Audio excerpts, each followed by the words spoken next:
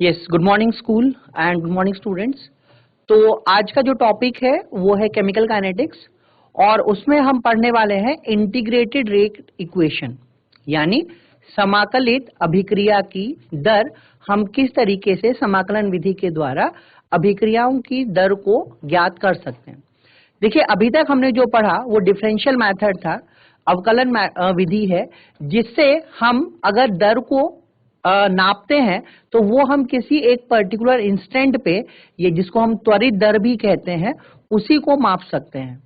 तो इसलिए अगर पूरी रिएक्शन में अगर मुझे चेंज को ऑब्जर्व करना है तो उस चेंज को ऑब्जर्व करने के लिए हम इस रेट एक्सप्रेशन को, या जो भी हमें एक दर मिली हुई है, उसका अवकलन करेंगे, उसका इंटीग्रेशन करेंगे और किस तरीके से अलग अलग कोटि की अभिक्रियाओं के लिए वो एक्सप्रेशन आती है, उसको हम आज पढ़ने वाले हैं। तो चलिए स्टार्ट करते हैं आज का topic, integrated rate equation for different order of reaction. तो आज का हमारा टॉपिक है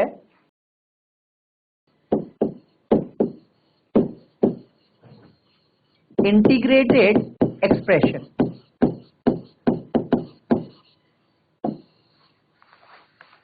या जिसको हिंदी में हम समाकलित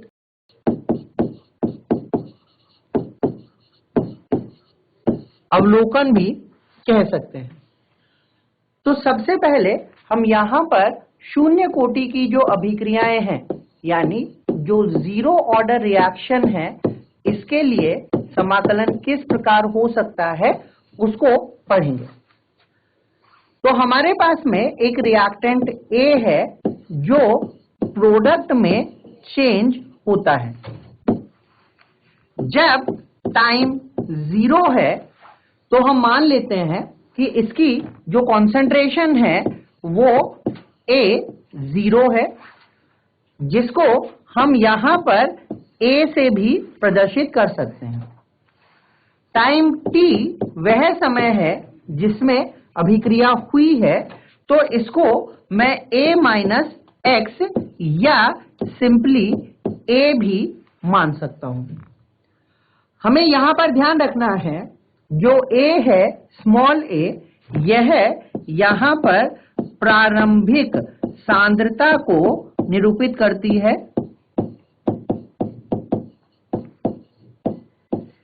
X वह मात्रा है जो किसी t टाइम में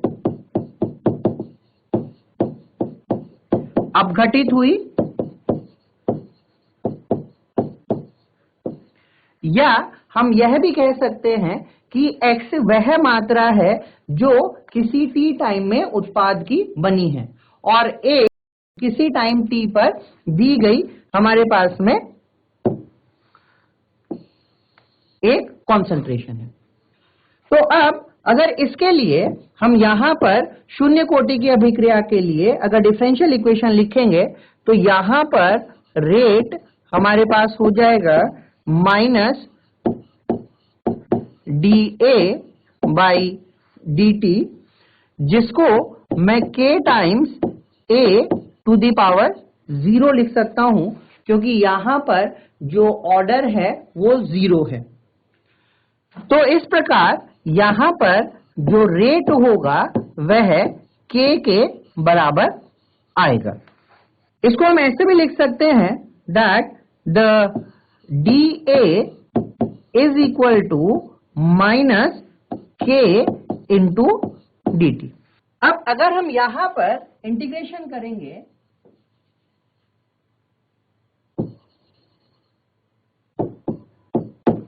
तो इंटीग्रेशन करने पर मैं यहां पे लिख सकता हूं that this A is equal to minus KT plus I।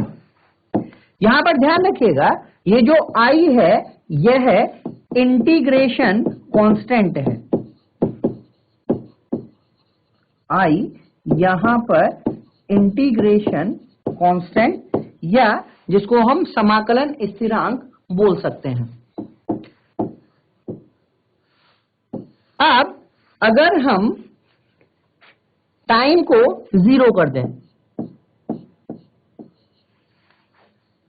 अगर टाइम 0 हुआ इसका मतलब जो कॉन्सेंट्रेशन ऑफ ए है इसको मैं A0 लिख सकता हूं या A0 लिख सकता हूं, क्योंकि हमने यहां पे पढ़ा है जो इनिशियल कॉन्सेंट्रेशन है वो मेरे पास में कितनी है, A0 के बराबर है।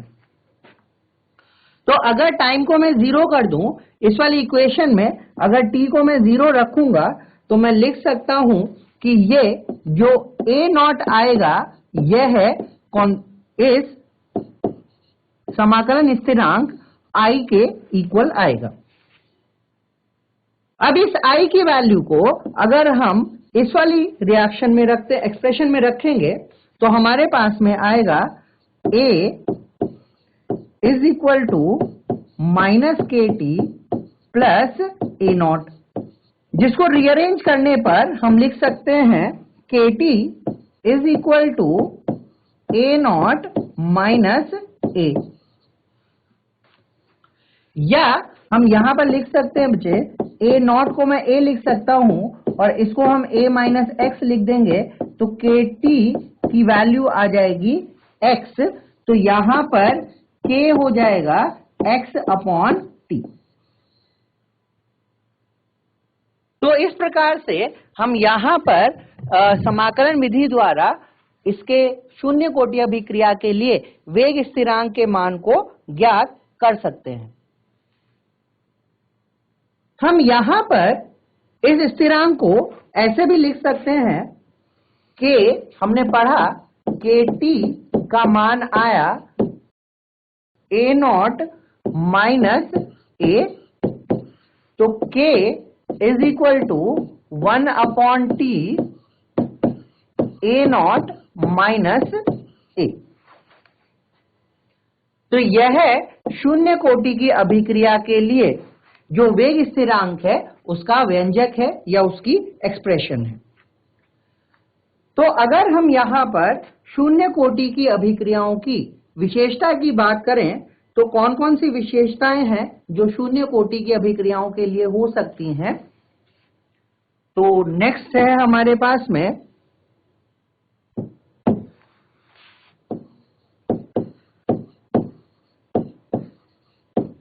शून्य कोटि की अभिक्रिया या अभिक्रियाओं की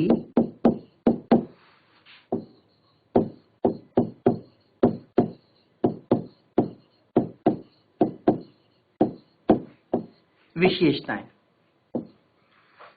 तो अगर हमारे पास कोई शून्य कोटि की अभिक्रिया है तो उसके लिए कौन कौन से इंपॉर्टेंट पॉइंट हैं जिनको हम लिख सकते हैं वो हमें यहां पे समझना है।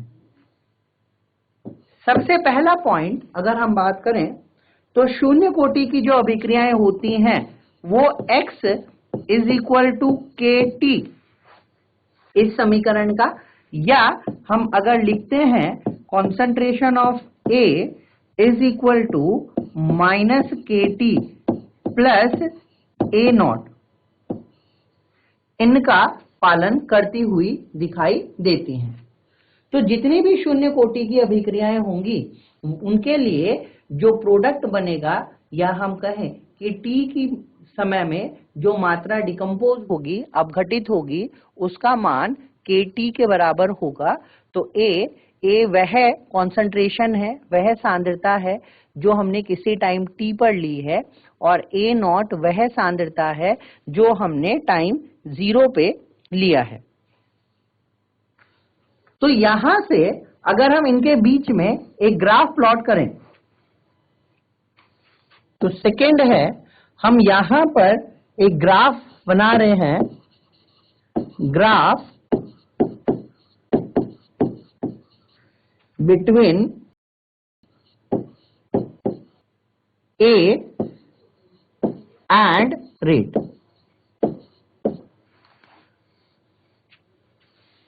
तो अगर हम दर और सांद्रता के बीच में यहां पर एक ग्राफ प्लॉट करेंगे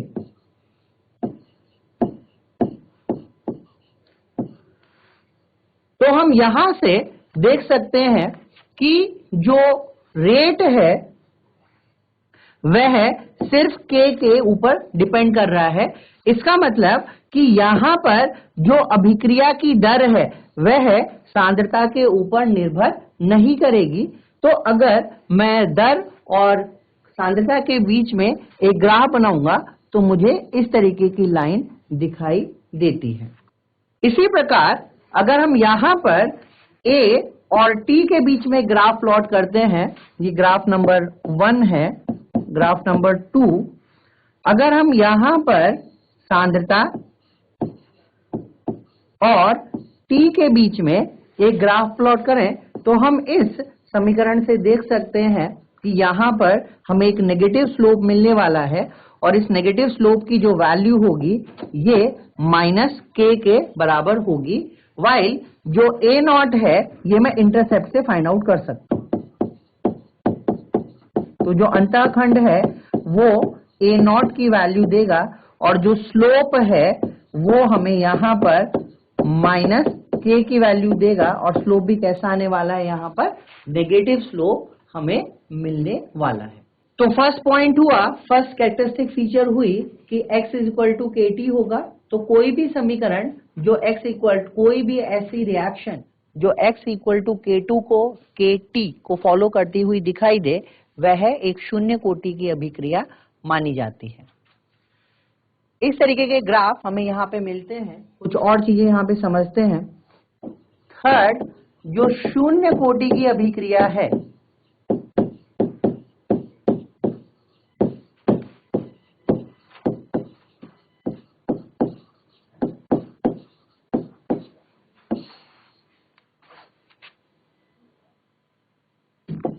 के लिए अभिक्रिया का वेग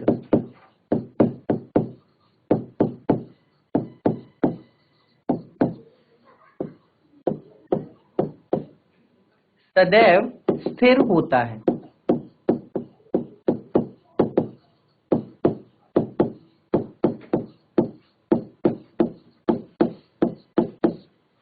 तो ये थर्ड पॉइंट है। अगर हमारे पास में कभी भी शून्य कोटि की अभिक्रिया के लिए हम रेट ऑफ रिएक्शन को फाइंड आउट करेंगे तो वो हमेशा एक कांस्टेंट वैल्यू मुझे मिलने वाली है। फोर्थ पॉइंट है, जो अभिक्रिया का वेग है का मान वेग स्थिरांक के, जिसको हम k लिख सकते हैं, मान के बराबर होता है।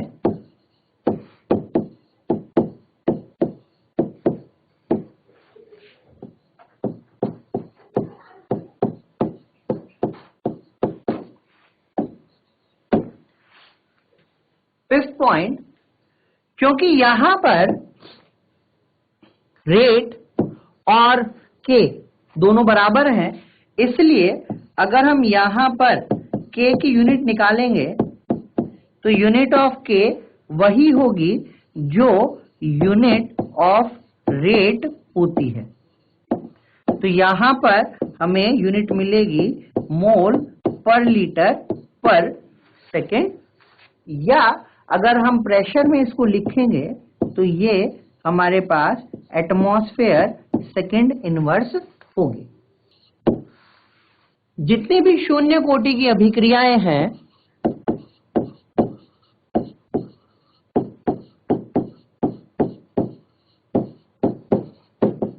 शून्य कोटि की अभिक्रिया सदैव पूर्ण होती है।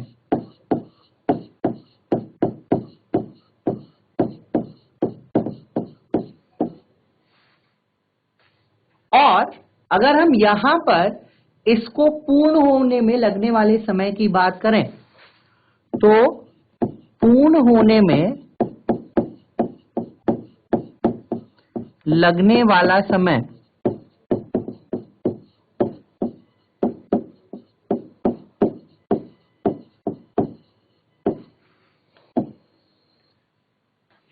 यह है A/K के बराबर होता है,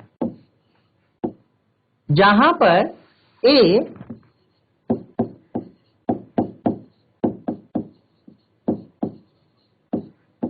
प्रारंभिक सांद्रता है और k वेग स्थिरांक होता है। तो शून्य कोटि की अभिक्रिया सदैव पूर्ण होगी और इस अभिक्रिया को पूर्ण होने में लगने वाला समय A/K के बराबर होता है। तो हमने देखा यहाँ पर कि जो जीरो ऑर्डर रिएक्शन है उसमें फर्स्ट पॉइंट इंपॉर्टेंट पॉइंट है कि रेट K के बराबर होगा। दूसरा पॉइंट यहाँ पर K की वैल्यू है जो x/T के बराबर होती है। तीसरा इंपॉर्टेंट पॉइंट जो K के लिए रेट कांस्टेंट की वैल्यू होगी वो 1/T A0 माइनस A के बराबर होगी। यहाँ पर हमने ग्राफ के बारे में भी पढ़ा कि अगर हम रेट और कॉन्सेंट्रेशन के बीच में ग्राफ प्लॉट करेंगे तो रेट प्रभावित नहीं होता है। हमने ये भी पढ़ा कि यहाँ पर A और T के बीच में ग्राफ प्लॉट करने पर एक नेगेटिव स्लोप मिलता है जिसकी वैल्यू -K के बराबर होती है। इसके अलावा शून्य कोटि की अभिक्रियाओं के लिए अभिक्रिया का वेग सदैव स्थिर होता है और वेग का मान वेग स्थिरांक के मान के बराबर होता है। इसलिए जो यूनिट ऑफ K है वो वही होगी जो यूनिट ऑफ रेट है यानी मोल पर लीटर प्रति सेकंड। शून्य कोटि की अभिक्रियाएं हमेशा पूर्ण होती हैं और इसको पूर्ण होने में लगने वाला समय A/K के बराबर होता है, जहां पर A प्रारंभिक सांद्रता और K वेग स्थिरांक होता है। अब अगर हम यहाँ पर शून्य कोटि की अभिक्रियाओं के लिए अर्ध आयुकाल के बारे में पढ़े तो देखिए अर्ध आयुकाल या टी हाफ क्या होगा। टी हाफ वह समय होता है जिसमें अभिकारक की सांद्रता आधी हो जाएगी या उत्पाद आधा बनता है, या हम कह सकते हैं कि किसी भी अभिक्रिया में लगने वाला समय जिसमें वह अभिक्रिया 50% या आधी पूर्ण हो जाती है उसे अर्ध आयुकाल कहा जाता है। तो टी हाफ को हम लिखते हैं यहाँ पर अर्ध आयुकाल। तो अगर जीरो ऑर्डर रिएक्शन के लिए अर्ध आयुकाल की बात की जाए तो हमने पढ़ा था प्रीवियस क्लासेस में कि जो टी हाफ है it is proportional to A to the power 1 minus n। ये एक जनरल इक्वेशन है जो टी हाफ और A को कोरिलेट करती है, जहां पर टी हाफ अर्ध आयुकाल है, A यहां पर प्रारंभिक सांद्रता को बताता है और n यहां पर ऑर्डर ऑफ रिएक्शन है यानी अभिक्रिया की कोटि है।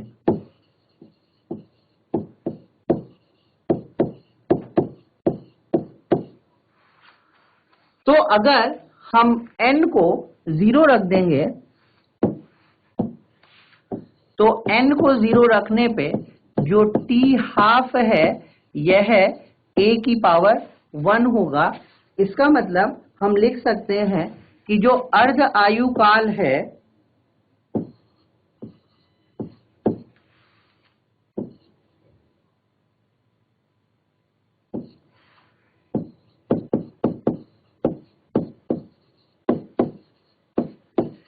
प्रारंभिक सांद्रता के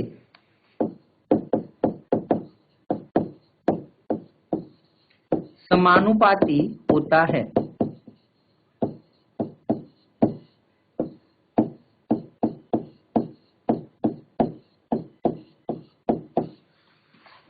तो किसी शून्य कोटि अभिक्रिया के लिए अर्ध आयुकाल उसकी प्रारंभिक सांद्रता के समानुपाती होता है।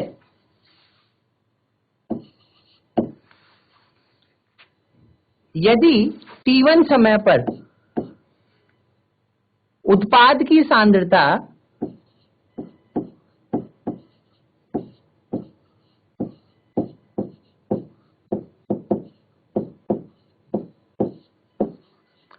x1 है और t2 समय पर उत्पाद की सांद्रता x2 है, तो हम लिख सकते हैं जो वेग स्थिरांक होगा शून्य कोटि अभिक्रिया के लिए ये हो जाएगा x2 minus x1 upon t2 minus t1।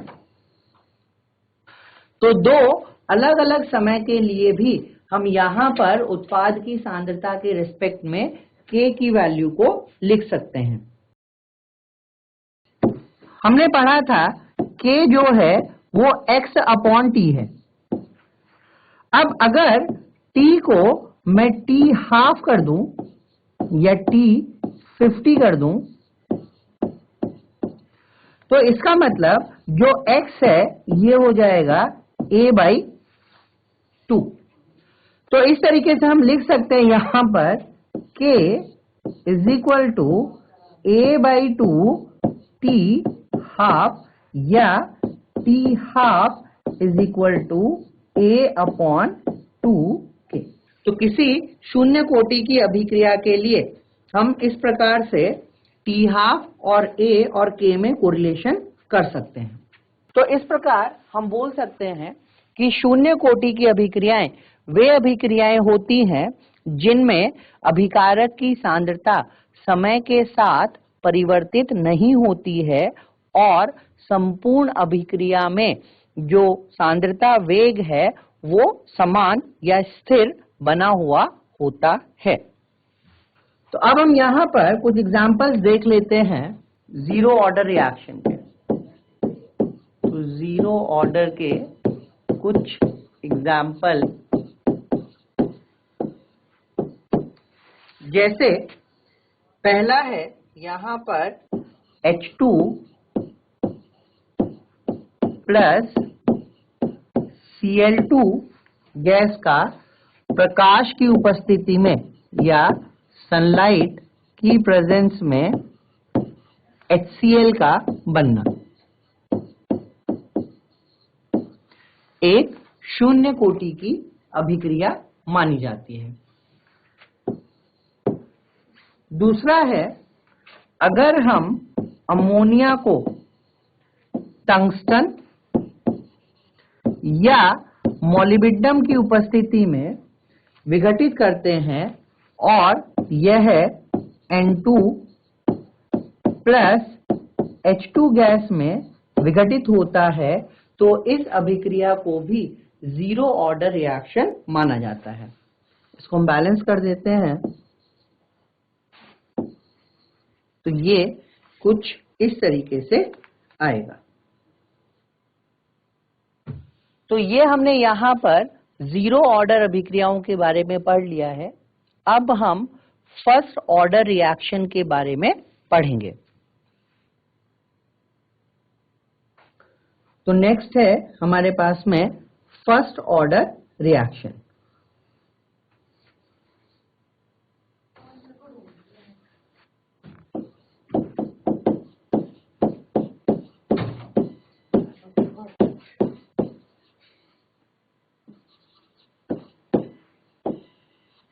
First order reaction हमारे पास रिएक्टेंट A है जो उत्पाद में परिवर्तित होता है।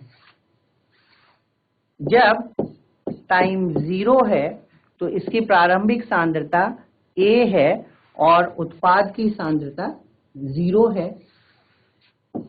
किसी टाइम t पर इसमें से कुछ x अमाउंट डिकम्पोज हुआ है और यहां पर x amount of product form होगा। इस अभिक्रिया के लिए अगर हम अभिक्रिया की दर को लिखते हैं तो हम लिख सकते हैं अभिक्रिया की दर dx/dt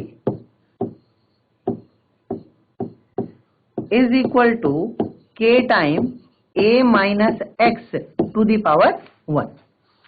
क्योंकि यहां पर जो ऑर्डर है ये हमारे पास में 1 है तो n की वैल्यू 1 हो जाएगी। इसको हम इक्वेशन नंबर 1 लिख लेते हैं। तो यहां पर अगर हम सेम टर्म को एक साइड में लेके आ जाएं तो dx upon a minus x is equal to k dt। इसको अगर हम इंटीग्रेट करें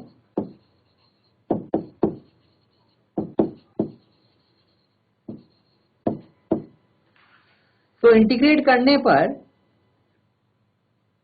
हमें मिलेगा integration of dx upon a minus x is equal to k constant है इंटीग्रेशन ऑफ dt। तो ये हमें मिलेगा minus ln a minus x is equal to K T plus I. और यहां पर i जो है ये इंटीग्रेशन कांस्टेंट है।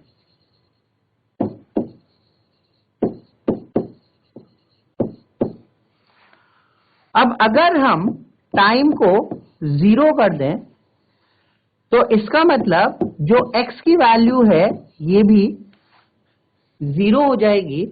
तो मैं लिख सकता हूं minus ln a is equal to I. इसको हम इक्वेशन नंबर 2 लिख देते हैं। अब इस i की वैल्यू को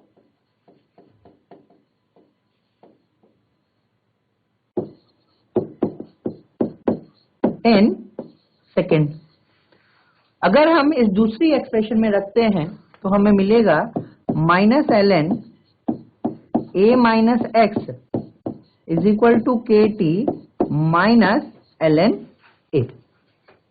तो इस यहां से अगर हम k की वैल्यू को निकालें तो k की वैल्यू हमारे पास में आएगी 1 upon T ln a upon a minus x. तो ये हमारे पास में फर्स्ट ऑर्डर के लिए वेग स्थिरांक की एक्सप्रेशन आएगी। इसको अगर हम log बेस 10 में लिखेंगे तो k हो जाएगा 2.303 upon t log base 10 a upon a minus x.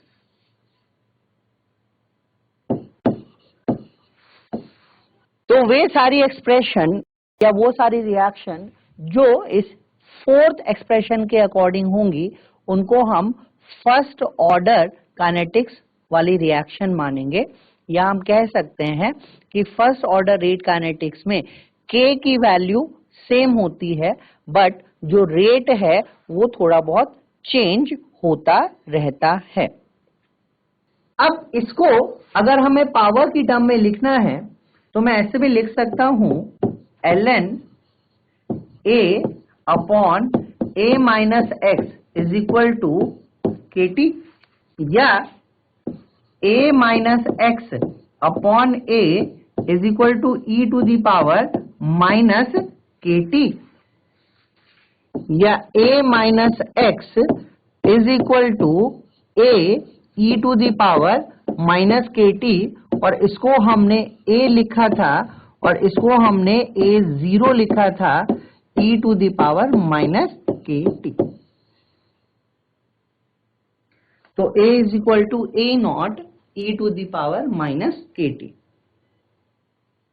Although हमें जितने भी न्यूमेरिकल करने हैं उसके लिए हमें इक्वेशन नंबर 4 को यूज करना है और यहां से हमें k की वैल्यू को फाइंड आउट करना है। अब अगर हम यहां पर फर्स्ट ऑर्डर काइनेटिक्स की कैरेक्टरिस्टिक के बारे में बात करें, उनकी विशेषताओं के बारे में बात करें तो कौन कौन सी विशेषताएं हैं जो फर्स्ट ऑर्डर रिएक्शन के लिए हो सकती हैं। तो आइए पढ़ते हैं उनको।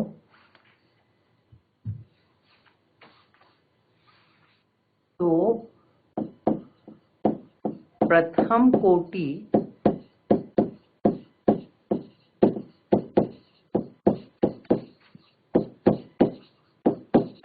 अभिक्रियाओं की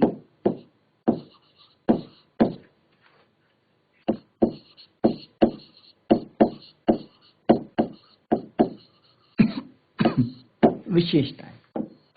सबसे पहला पॉइंट, जितनी भी फर्स्ट ऑर्डर की रिएक्शन है ये सबकी सब k is equal to 2.303 upon t log a upon a minus x इसको फॉलो करती हैं। इसको हम ऐसे भी लिख सकते हैं k is equal to 2.303 upon t log a not upon a। तो अगर हम यहां से log a की वैल्यू को निकालते हैं, सेकंड है हम इसी समीकरण को थोड़ा सा मॉडिफाई कर रहे हैं, रीअरेंज कर रहे हैं, तो log a हो जाएगा minus kt upon 2.303 plus log a not.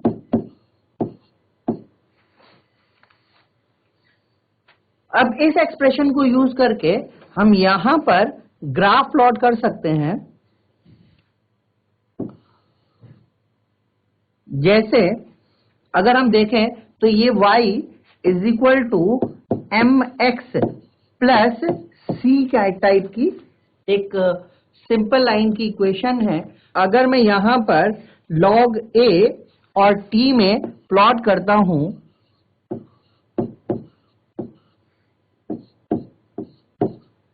तो यहां पर हमें एक नेगेटिव स्लोप मिलने वाला है जिसकी वैल्यू माइनस k अपॉन 2.303 के बराबर होगी, और जो log a नॉट है ये मुझे इंटरसेप्ट की वैल्यू से मिल सकता है।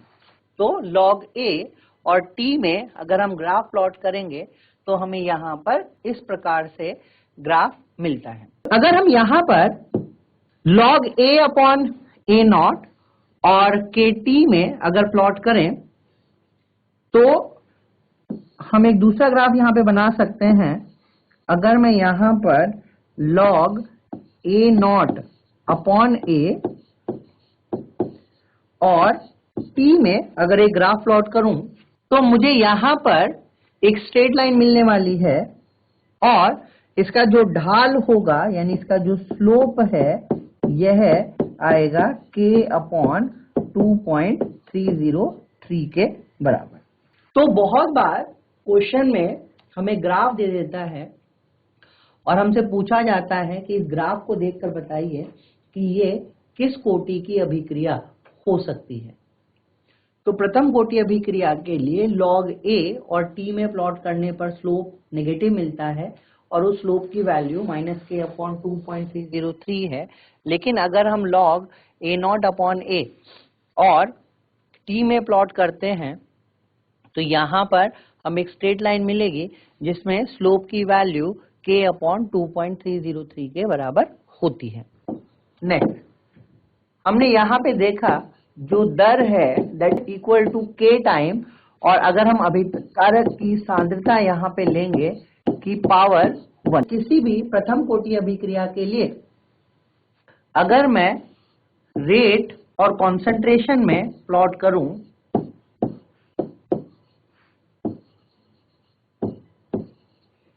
तो हमें एक स्ट्रेट लाइन मिलेगी जहां पर स्लोप जो है वो k के बराबर होगा। नेक्स्ट है हमारे पास में unit of k। Unit of k, तो फर्स्ट ऑर्डर रिएक्शन के लिए जो यूनिट है यह होती है टाइम इनवर्स। तो मोस्टली हम यहां पर सेकेंड इनवर्स को यूज करने वाले हैं। यहां से हम देख सकते हैं k कितना जाएगा, rate upon concentration.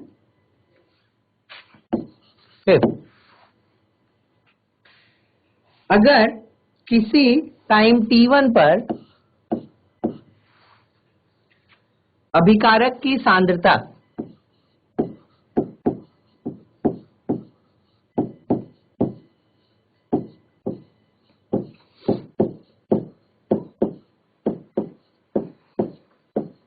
a minus x1 हो और टाइम t2 पर अभिकारक की सांद्रता a माइनस x2 है, तो हम यहां पर लिख सकते हैं k is equal to 2.303 upon t2 minus T1 log A minus x1 upon A minus x2। तो दो अलग अलग सांद्रता के लिए दो अलग अलग समय पर भी K का मान इस प्रकार से निकाला जा सकता है।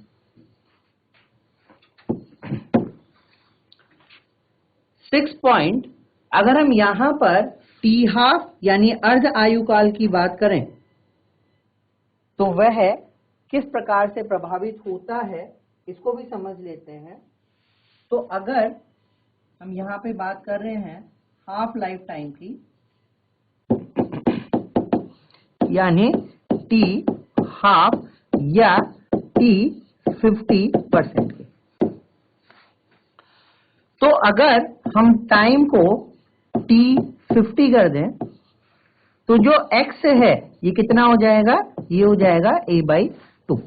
तो यहां पर हमारे पास जो एक्सप्रेशन है वो है मेरे पास में k is equal to 2.303 upon t log a upon a minus x।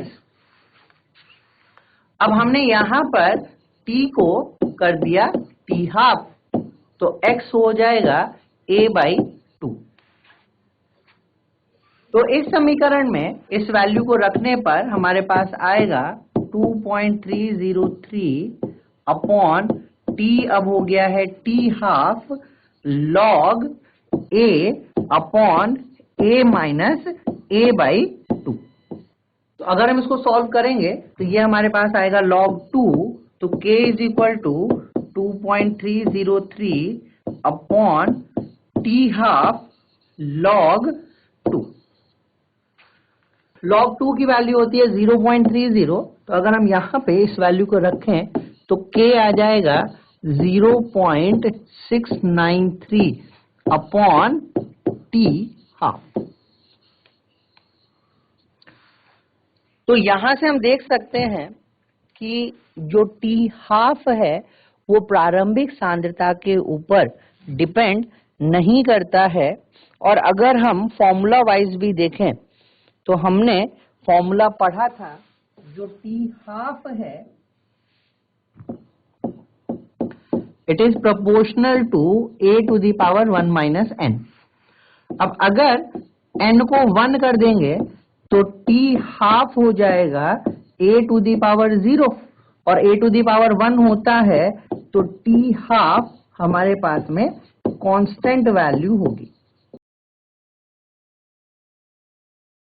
इसका मतलब अगर हम यहां पर एक ग्राफ t हाफ और a में प्लॉट करेंगे तो हमें यहां पर इस तरीके का कर्व मिलेगा।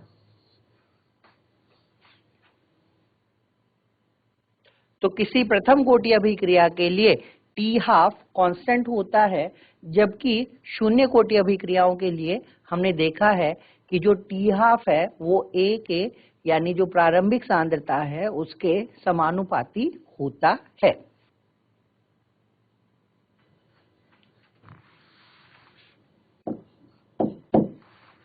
सेवन पॉइंट है, किसी प्रथम कोटि अभिक्रिया के लिए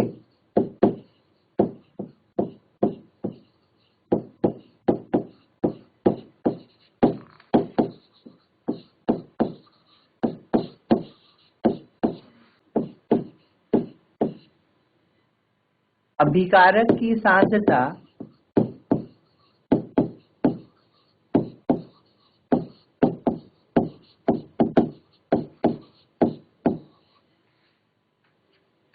x गुना बढ़ाने पर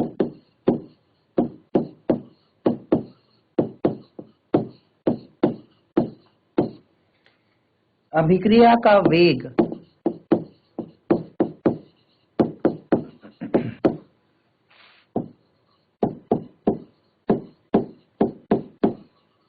भी उसी अनुपात में बढ़ता है।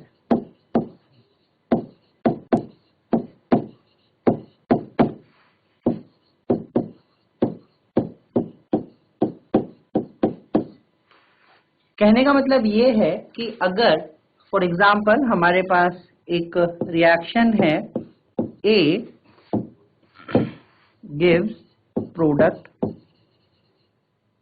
और इसके लिए जो अभिक्रिया का वेग है वो है k टाइम A⁻1।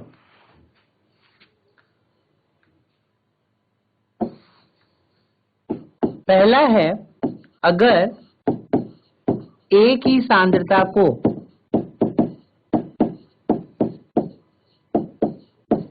दुगना किया जाए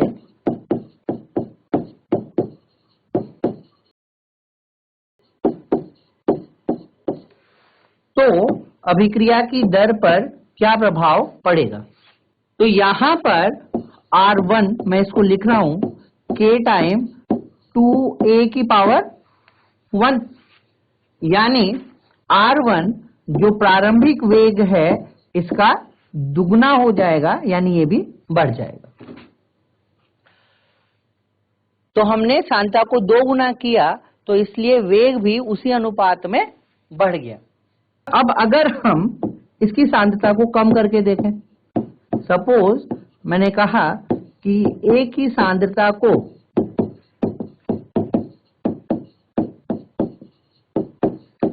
आधा किया जाए,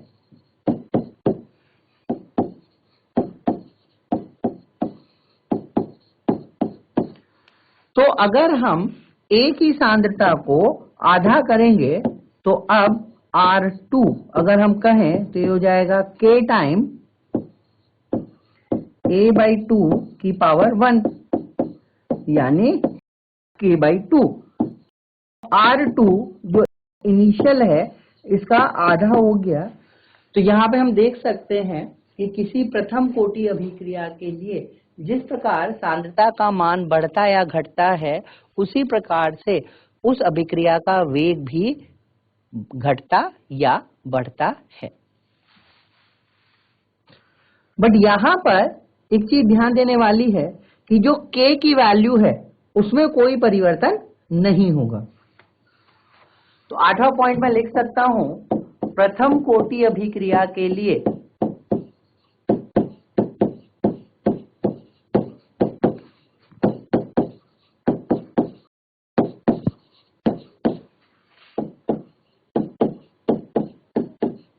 k का मान सिर्फ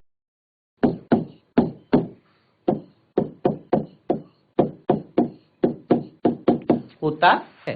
तो k का मान तभी परिवर्तित होगा जब हम ताप में कोई परिवर्तन करते हैं। अगर हम समान ताप पर k का मान निकालेंगे तो वह एक जैसा ही आता है। जिस प्रकार शून्य कोटि की अभिक्रियाएं A/x टाइम में कंप्लीट हो जाती हैं, उसी प्रकार प्रथम कोटि की अभिक्रियाओं के उसके विपरीत कंप्लीट होने में या पूर्ण होने में अनंत समय लगता है। तो 9th पॉइंट हम लिख सकते हैं,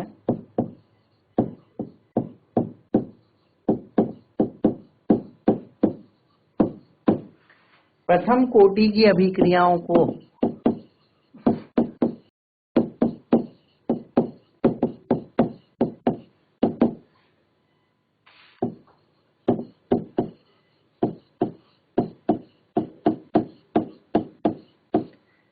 पूर्ण होने में अनंत समय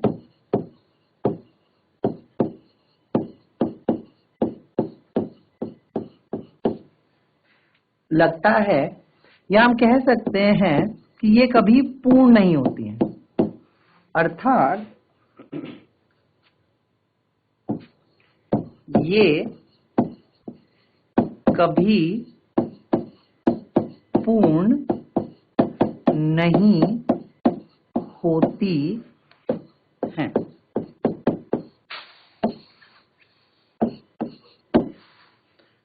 जिस प्रकार हमने अर्ध आयु काल निकाला है, वैसे ही हम यहाँ पर औसत आयु काल या एवरेज लाइफ टाइम को भी फाइंड आउट कर सकते हैं। तो औसत आयु या एवरेज लाइफ अगर हम बात करें, जिसको हम रिप्रेजेंट करते हैं टाउ से,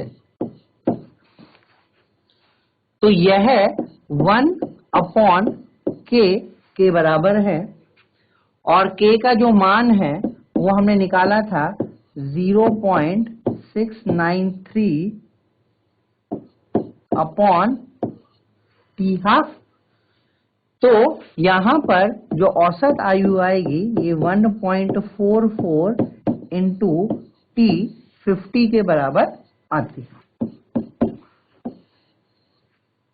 अगर हम कंसंट्रेशन वर्सेस टाइम प्लॉट करते हैं तो किसी प्रथम कोटि की अभिक्रिया के लिए कुछ इस तरीके का प्लॉट हमें दिखता है, जहां पर समय के बढ़ने के साथ साथ जो अभिकारक की सांद्रता है उसमें इस प्रकार का परिवर्तन होता है। तो हमने यहां पर पढ़ा कि कोई भी प्रथम कोटि की अभिक्रिया कभी भी पूर्ण नहीं होगी और अगर उसको पूर्ण होना है तो उसमें लगने वाला समय अनंत होता है, इनफाइनाइट टाइम होगा। तो मैं यहां पर T50 और बाकी जो समय है उसमें कोरिलेशन कर सकता हूं और मैं समझ सकता हूं कि किसी अभिक्रिया को मैक्सिमम कंप्लीट होने में, या हम कहें किसी अभिकारक को अधिक से अधिक विघटित होने में कितनी हाफ लाइफ यूज हो सकती है। तो हम यहां पर समझ सकते हैं प्रथम कोटि अभिक्रिया के लिए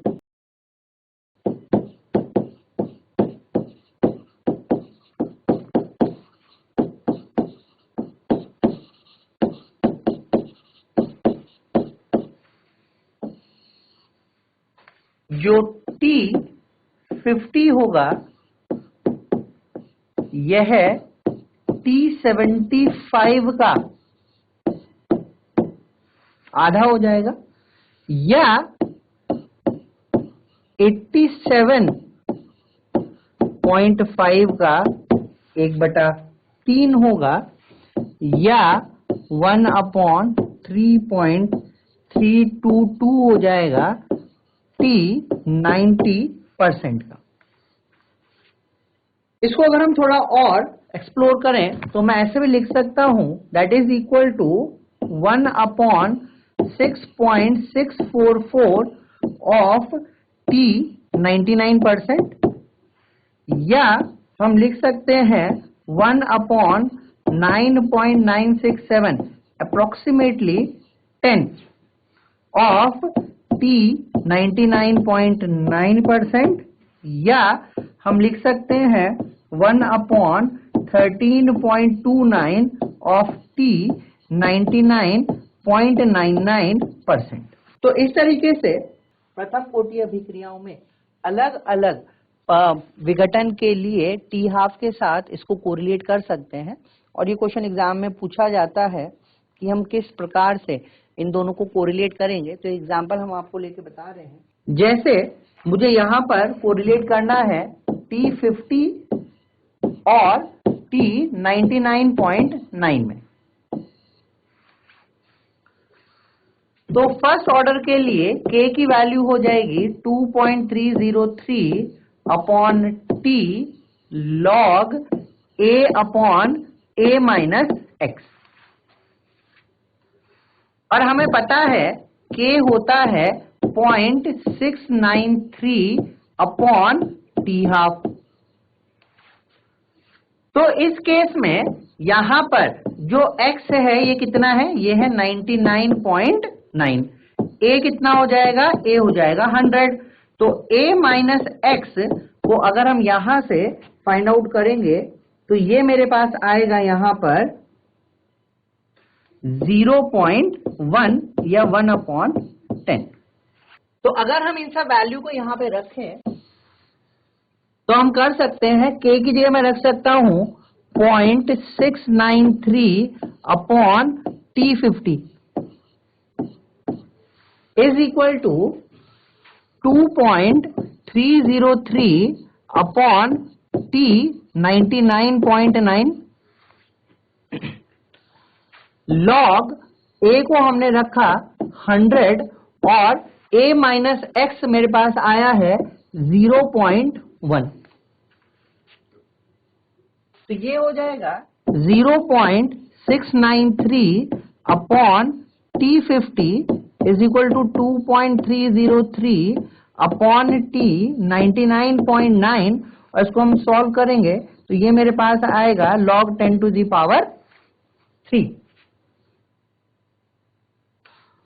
तो ये होगा 0.693 upon T50 is equal to 2.303, log 3 की वैल्यू होती है 0.47 अपॉन T 99.9। तो यहां से अगर मैं T 99.9 अपॉन T50 की वैल्यू निकालूंगा तो ये मेरे पास आ जाएगा अप्रोक्सीमेटली 10। तो ये हम पिछली स्लाइड में भी देख सकते हैं कि T 99.9 T हाफ का 10 टाइम होता है। सो T 99.9 is the 10 times of T half. तो इस तरीके से हम यहां पर कैरेक्टरिस्टिक लिख सकते हैं फर्स्ट ऑर्डर रिएक्शन के लिए।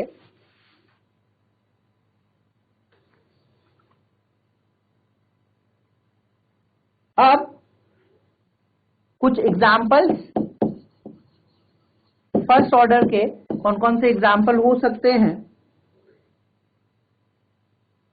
तो जैसे H2O2 डिकम्पोज हुआ H2O प्लस हाफ O2 में, या हम N2O5 का विघटन कर सकते हैं जो 2NO2 प्लस हाफ O2 में होता है, या हम यहाँ पर एस्टर का जल अपघटन कर सकते हैं जिससे हमें यहाँ पर अल्कोहल और एसिड मिलता है। तो ये वो सारी अभिक्रियाएं हैं जिन अभिक्रियाओं में जो काइनेटिक्स है वो फर्स्ट ऑर्डर फॉलो होती है, और जितने भी रेडियो एक्टिव डिसइंटीग्रेशन होते हैं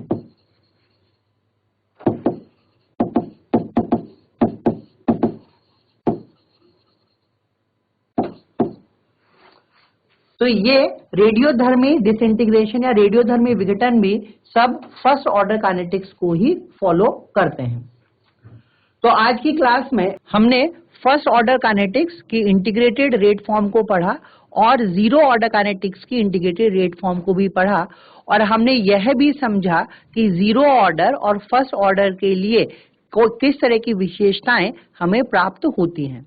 तो आज की क्लास में इतना ही है, बाकी इससे रिलेटेड कुछ न्यूमेरिकल और कुछ और चीजों को हम आने वाली क्लासेस में पढ़ेंगे। Thank you all of you and have a nice day.